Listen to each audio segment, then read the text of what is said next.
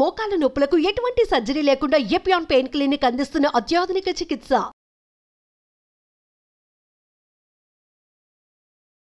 Welcome to Suman TV. నేను మీ నవీన్. ఒకప్పుడు ఎక్కువగా ఏజ్డ్ పర్సన్స్లో మనం చూసేవాళ్ళం ఈ మోకాల నొప్పులు అనే సమస్య. ఇప్పుడు చిన్న ఏజ్లోనే చూస్తూ ఉన్నాం. అసలు ఈ మోకాల నొప్పులు ఎందుకు వస్తూ ఉంటాయి, అదేవిధంగా మోకాలలో గుజ్జు ఎందుకు అరిగిపోతుంది, దీనికి ఆక్యుపెంచర్లో ఎట్లాంటి ట్రీట్మెంట్ ఉంది అన్నదైతే సర్టిఫైడ్ ఆక్యుపెంచర్ హీలర్ జనార్దనాచారి గారు ఉన్నారు. ఆయన అడిగి తెలుసుకుందాం. హాయ్ సార్, నమస్తే అండి. నమస్తే అండి. సార్, మీరు ఆఫ్ ది రికార్డ్ నాతో ఒక మాట అన్నారు. ఇప్పుడు నేను చెప్పబోయే ఒక పాయింట్ అది మోకాళ్ళ నొప్పుల్ని తగ్గించే విధంగా ఉంటుంది, అదేవిధంగా మోకాళ్ళలో గుజ్జును పెంచే విధంగా ఉంటుంది అన్నారు. అసలు ఈ మోకాళ్ళ నొప్పులు రావడానికి కారణం ఏంటి, అదేవిధంగా ఈ గుజ్జు తగ్గడానికి కారణం ఏంటి? ఇప్పుడు ఇది మోకాళ్ళ నొప్పులు అనేది యాక్చువల్గా ఏంటంటే ఒక బోన్ సమస్య, ఎముకలకు సంబంధించినటువంటి సమస్య. ఇది మోకాళ్ళు అనేది ఈ బోన్స్ ఇష్యూ. అయితే మన ఈ sedentary life style, dietary issues వల్ల ఏమైందంటే ఈ కాల్షియం డెఫిషియన్సీ అనేది తొందరగా వస్తుంది.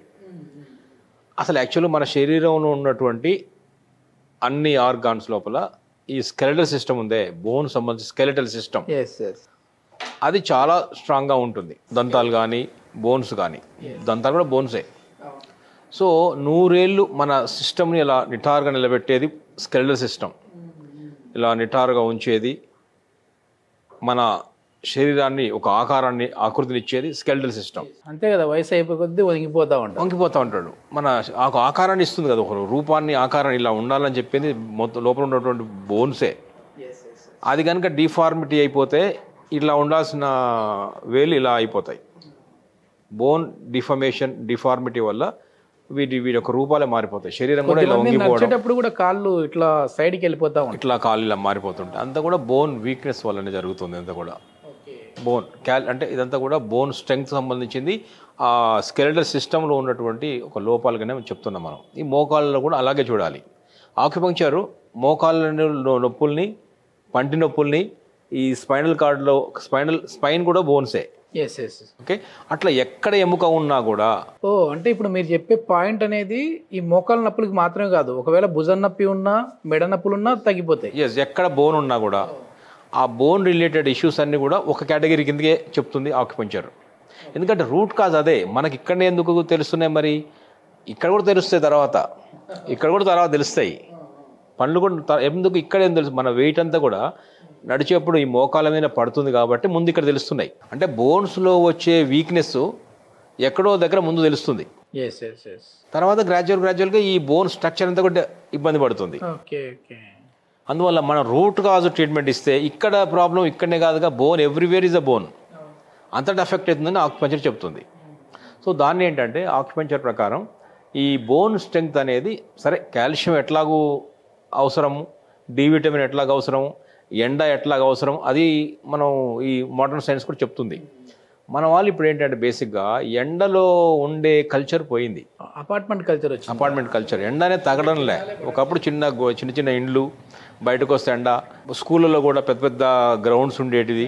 ఎప్పుడు బెల్ కొడతారా, ఎప్పుడు బయట పోయి ఆడదామా, ఆ ఉరుకులు పరుగులు, ఆ చక్కగా ఆ లాంగ్ బెల్ ఎప్పుడవుతుందా అనే ఎదురు చూసేవాళ్ళు. ఎప్పుడు వదిలేస్తే మనం పోయి అలా పరుగు కదా. ఆటలు రకరకాల, కబడ్డీ, అది ఇది, క్రికెట్, రకరకాల ఆటలకు బాగా ఆడేవాళ్ళు. ఇప్పుడు ఏదో గ్రౌండే లేదు, మొబైల్లో గేమ్లు అయిపోయినాయి. మొబైల్లోనే ఆడుతున్నారు. ఇప్పుడు కూడా క్రికెట్ ఆడుతున్నారు, మొబైల్ ఆడుతున్నారు. సో అందువల్ల ఏంటంటే ఆ ఎండ తగలకపోవడం వల్ల అతి త్వరగానే వీళ్ళలో ఈ కాల్షియం డెఫిషియన్సీ వస్తుంది, విటమిన్ డి అట్లా ఆ లోపాల వల్ల కాల్షియం అబ్జార్ప్షన్ తగ్గిపోతుందని ఇప్పుడు మోడర్న్ సైన్స్ కూడా చెప్తుంది. ఇది ఒకటి. రెండవది ఏమైందంటే అసలు ఫిజికల్ యాక్టివిటీ కూడా లేదుగా. ఫిజికల్ యాక్టివిటీ కూడా లేకుండా ఇందాక వీడు అనుకున్నట్టు సెడెంటరీ లైఫ్ స్టైల్ అయిపోయింది. ఫిజికల్గా తగ్గి మెంటల్గా బ్రెయిన్తో, శారీరకంగా శ్రమ తగ్గిపోయింది, మానసికంగా శ్రమ పెరిగేదేమైంది, మరి హెవీ అయిపోయింది. అది. మూడవది డయటరీ, దాంట్లో కూడా ఏంటంటే సరైన ఆహారం కూడా మనం తీసుకోవడం లేదు. ఈ కాల్షియం రిచ్ ఫుడ్స్ కానీ, రుచి ఇంపార్టెంట్గా మనకు, రుచితో పోతున్నాం కదా. మన ఫాస్ట్ ఫుడ్స్, పిజ్జాలు, బర్గర్, బేకరీ ఐటమ్స్. సో వీటి వల్ల మనం చాలా దెబ్బతింటున్నాం. ఒకప్పుడు మంచిగా ఏదైనా ఫెస్టివల్ వస్తే నువ్వుల లడ్డూలు ఇట్లాంటివన్నీ తినేవాళ్ళు. ఇప్పుడు పిజ్జాలు, ఒక్కొక్క మీరు చూడండి ట్రెడిషనల్ ఐటమ్స్ లోపల. ఇప్పుడు సంక్రాంతి వచ్చింది అనుకో, సంక్రాంతి వస్తుంది, సంక్రాంతికి ఒక స్పెషల్ వంట ఉంటుంది. ఏది నువ్వులతో చేస్తారు, సకినాలు అంటారు, తెలంగాణ ప్రాంతం సకినాలు అంటారు, చక్కిలాలని ఆంధ్రాలో కూడా అంటారు. అదేంటంటే ఆ నువ్వులు మన బాడీకి హీట్ని జనరేట్ చేస్తాయి. హీట్ అంటే నువ్వులు హీట్ కదా, సో నువ్వులు చేసే వంటలు దీనికి ప్రత్యేకం. అట్లాగే దీపావళి ప్రాంతం వచ్చినప్పుడు, దీపావళి పండుగ వచ్చినప్పుడు మనం ఎక్కువ మేజర్ ఒక స్వీట్ చేసుకుంటాం. దీపావళి స్వీట్స్ నార్త్ ఇండియా కూడా స్వీట్స్ బాగా డిస్ట్రిబ్యూట్ చేసుకుంటారు.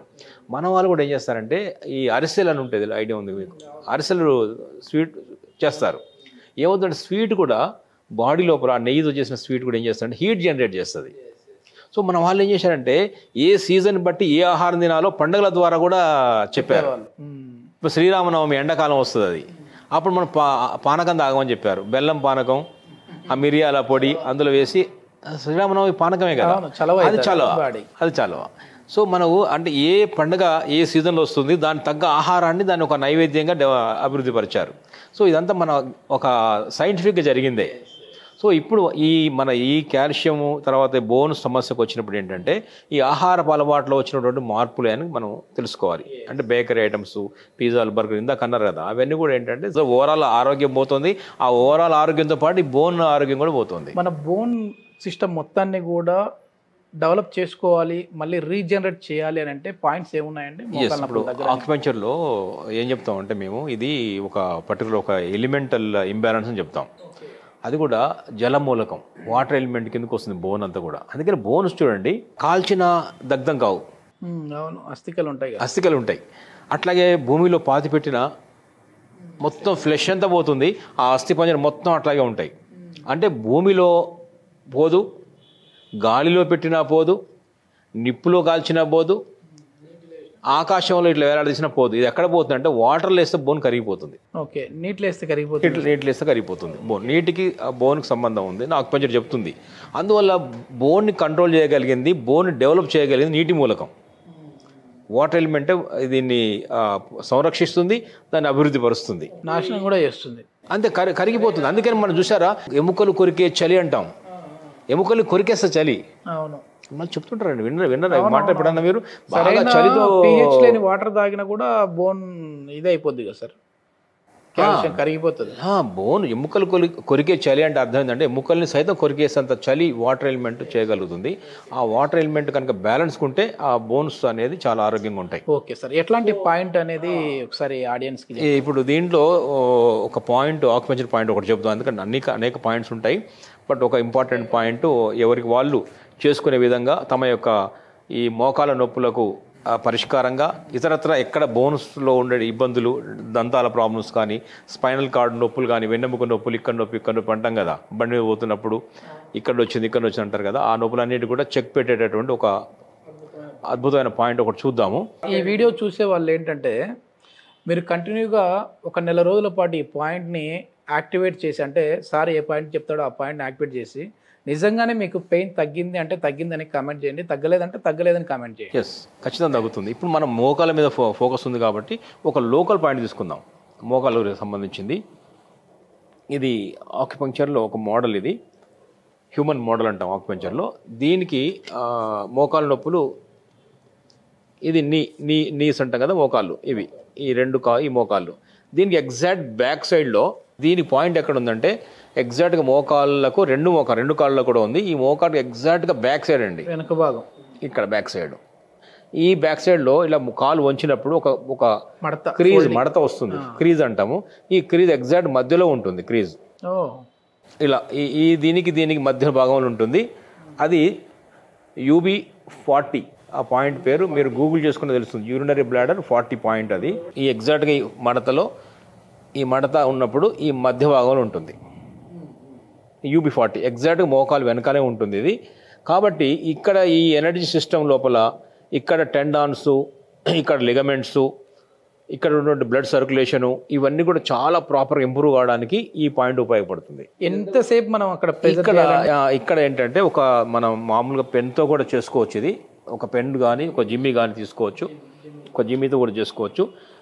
ఈ వెనుక భాగం లోపల ఇక ఎగ్జాక్ట్ మధ్య ఈ UB40 అనే వాతావరణం ఇలా మెల్లగా ప్రెస్ చేయొచ్చు. ఇట్లా అక్కడ పెన్ను కానీ ఇలాంటి జిమ్మి కానీ లేదంటే ఒక ఫింగర్తో కూడా చేసుకోవచ్చు. అక్కడ కొంచెం పించింగ్ ఉంటుంది, కొంచెం నొప్పి ఉంటుంది, పించింగ్ అంటే ఆక్యుపంక్చర్ పాయింట్ అది. అక్కడ ఒక 60 సెకండ్స్ చేయొచ్చు. 60 సెకండ్ అంటే 60 సార్లు నొక్కి వదలడం కానీ లేదా రోజుకి ఎన్నిసార్లు మసాజ్ కానీ డైలీ 2 టైమ్స్ చేసేయచ్చు. అంటే 120 రోజుకు 2 సార్లు. ఈ కాలుకు 1 నిమిషం, ఈ కాలుకు 1 నిమిషం. ఓకే. ఇంకొకసారి మళ్ళీ అదే రోజులో మళ్ళీ ఈ కాలుకు 1 నిమిషం, ఈ కాలుకు 1 నిమిషం. ఈ 2 ఇలా చేస్తూ కనుక వారం 10 రోజులు చేస్తే, వారం 10 రోజుల దాకా అక్కర్లేదు, మోకాళ్ళ నొప్పి సివియర్గా ఉన్న వాళ్ళు, ఎక్కువ బాధపడుతున్న వాళ్ళు ఒక్క రోజుతోనే 1-2 సార్లతోనే చాలా వరకు రిలీఫ్ స్టార్ట్ అయిపోతుంది.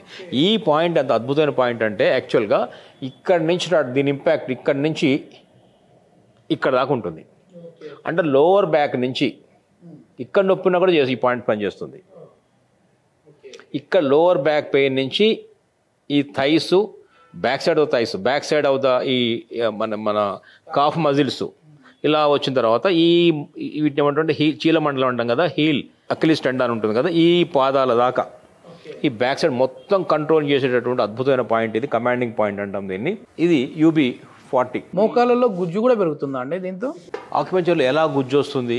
మోకాళ్ళలో ఆల్రెడీ సినోవియల్ ఫ్లూయిడ్, ఆ ఫ్లూయిడ్స్ అయిపోయినాయి కదా, ఆ బోన్స్ ఇంజెక్షన్ చేసుకోవాలి. ఆ బోన్స్ రాపిడ్ వల్ల సమస్యలు వస్తున్నాయని చెప్తున్నారు కదా, కరెక్టే, అంతవరకు అయిపోతుంది. కానీ యాక్చువల్గా ఈ ఫ్లూయిడ్స్ అన్నీ కూడా ఆహారం నుంచి వస్తాయి. ఓకే. బాడీ తయారు చేసుకుంటుంది. అది ఎక్కడ ప్రాబ్లం వచ్చింది మనకు? అది యాక్చువల్గా ప్రాపర్ డయట్ తీసుకోకపోవడం వల్ల, ప్రాపర్ డైజెస్ట్ కాకపోవడం వల్ల ఆ సారం, ఆ essence of the foods that we take అది శరీరాన్ని పట్టకపోవడం వల్లనే ఈ ప్రాబ్లమ్స్ వస్తున్నాయి అంటున్నాం మేము. దీన్ని ఎక్కడి నుంచో బయట నుంచి, ఏ ఆహారం కూడా బయట నుంచి ఇవ్వాల్సిన పని లేదు. ఇక్కడ ఒక ఎముక ఉంది, ఇక్కడ ఒక సినోవియల్ ఫ్లూయిడ్ ఉంది, అక్కడ టెండాన్, లిగమెంట్ ఇవన్నీ ఉన్నాయంటే మన శరీరం నిర్మించుకుంది, శరీరమే దాన్ని కాపాడుకుంటుంది కదా. అదంతా కూడా ఆహారమే. మనం మొదటి నుంచి చెప్తున్నాం, ఆహారమే ఔషధం, శరీరమే వైద్యుడు. ఆహారం ఇవ్వండి, ఆ శరీరానికి ఏది అవసరమో ఆ ఆహారం ఇవ్వండి, అది వైద్యంగా దాన్ని సరిపోయే విధంగా మలుచుకునే శక్తి దానికి ఉంది. మనం ఇంత ఆహారం తింటున్నాం అండి. ఏం తింటున్నాం? ఇంత అన్నము, పప్పు, కూర, సాంబారు, చట్నీ, పెరుగు అన్నీ తింటున్నాం.